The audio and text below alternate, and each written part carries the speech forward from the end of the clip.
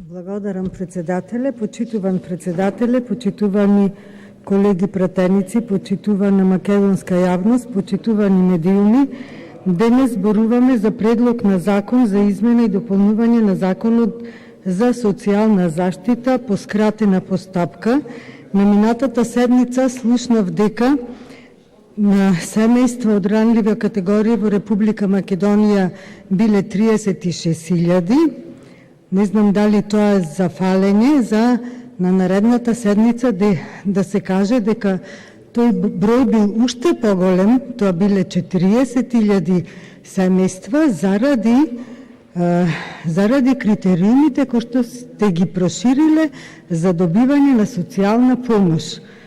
Па сега да ве прашам, ако граѓаните се добро ситуирани, дали имаат потреба да конкурираат за да добијат социјална помош?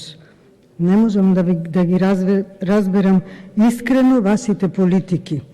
Во предлог на законот, во член 1, пишува: лице запишано во посебната матична книга на родени согласно со овој закон по добивањето на извод од посебната матична книга на родени и идентификациона исправа согласно со овој закон може да оствари право на образование, здравствена заштита, социјална заштита, вработување со задолжително социјално осигурување под исти услови како и државјаните на Република Македонија.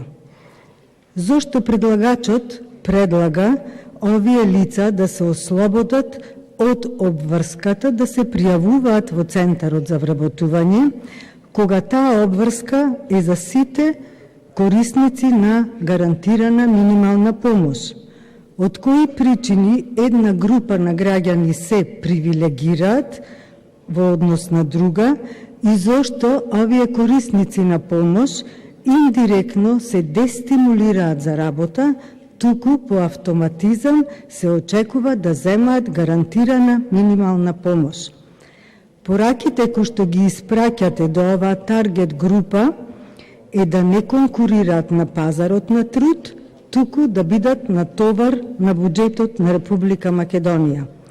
Спротивно на ова што се предлага, потребно е оваа група на граѓани да биде стимулирана на различни начини на заснован работен однос и наместо да биде натовар на буџетот, кој и така не може да го издржи задолжувањето, личната екзистенција да ја остваруваат преку својот труд. И покрај тоа што декларативно државата, односно власта, се труди овие лица да ги интегрираат во својот систем, со ваквите мерки де факто повторно ги држите настрана од системот, само во друга форма и зависно од политичките потреби на власта, се знае зошто.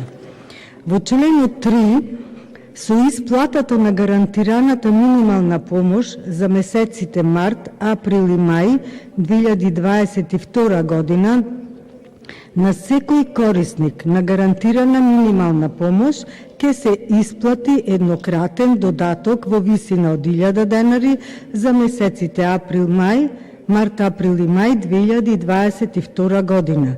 Исплатата на еднократниот додаток од став 1 на овој член се врши со средствата наменети за гарантираната минимална помош.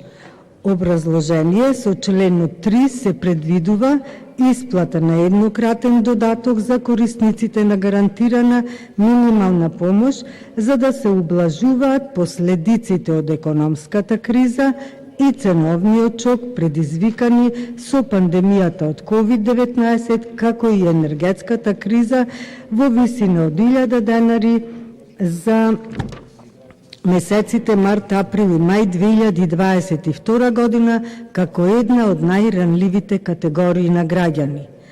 Во образложението за измените на овој член од законот се наведува дека имало последици од COVID-19. Јас не би се сложила со тоа, туку тоа е резултат лошата финансиска состојба, не би се сложила дека лошата финансиска состојба е резултат од COVID пандемијата. Енергетската и економската криза се предизвикани од лошото менаџирање на државата од страна на актуелната власт, која со вакви политички интервенции сака само да шири популизам и да ги манипулира најранливите категории.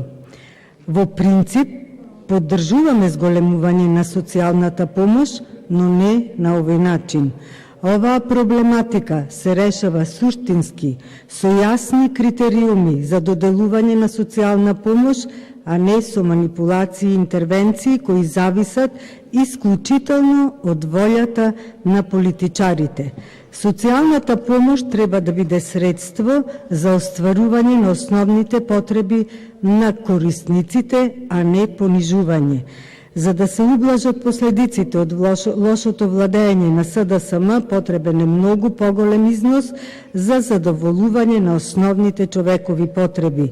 Но тука се јавува и другиот проблем, што државата е истрошена, исплячкана, па е малку тешко да се обезбедат реални извори на средства за социјална помош за граѓаните. За спроведување на предлог на законот за измени и дополнување на законот за социјална заштита се потребни финансиски средства во висина од 109.134.000 денари, кои ќе се обезбедат од буџетот на Република Македонија за 2022 година. Предпоставувам дека Министерството за финансии, за да ги покрие овие додатоци, нема сигурно да одвои средства од нивните луксузни трошоци, туку ќе скрати од средствата кои се потребни за функционирање на државата и граѓаните. Па предлагам и да ги слушниме Министерството за финансии од каде овие средства со оглед на тоа дека ќе предизвикаат финансиски импликации на буџетот. Затоа треба да се работи на системско решавање на проблемите, мотивација на граѓаните и на компаниите, да се отварат нови работни места и овие корисници, наместо да чекаат милостиња од владата, својата екзистенција да остварат од својот сопствен труд. Благодарам.